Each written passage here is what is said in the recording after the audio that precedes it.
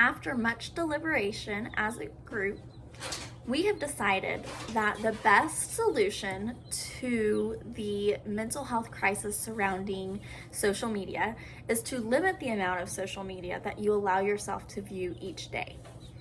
Social media can be so beneficial in so many ways, but too much of a good thing can quite literally be detrimental to your mental health.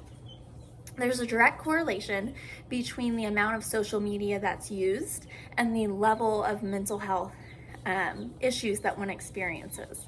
In fact, there's an article in Forbes that tells us the more social media we use, the less happy that we tend to be overall. Pew Research Center conducted a study on the amount of social media use in 2021, and their study, we can see that social media usage, along with mental health struggles, is something that a significant amount of people in our society deal with today. It's not just a specific age group, it's not just a specific area of people, it's people all over the United States struggle with this issue. A research study by D'Amico and Kretka in 2018 showed us case after case where mindfulness in social media was beneficial to the students who were studied. So if they were paying attention to how much they were using social media, what they were using it for, that helped them to cut back in the areas that were detrimental to their health. So how can we limit social media in our daily lives practically? You can start by setting a realistic time frame of when you are going to allow yourself to use social media each day.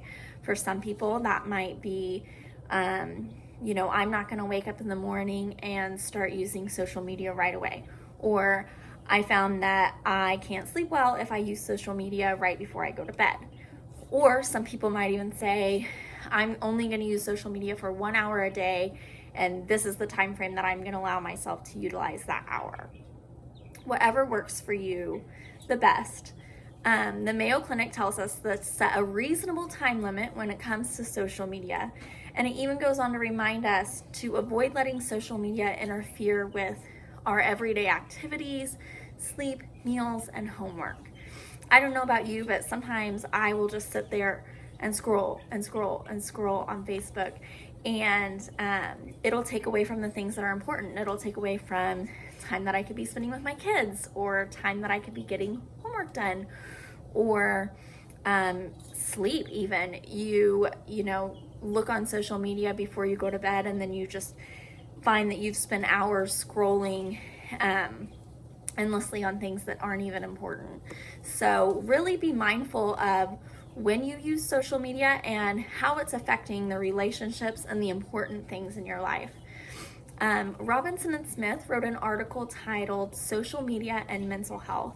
And in it, they tell us the first step to solve the mental health crisis surrounding social media is to limit the amount of time that you spend on it each day. Thank you for your time.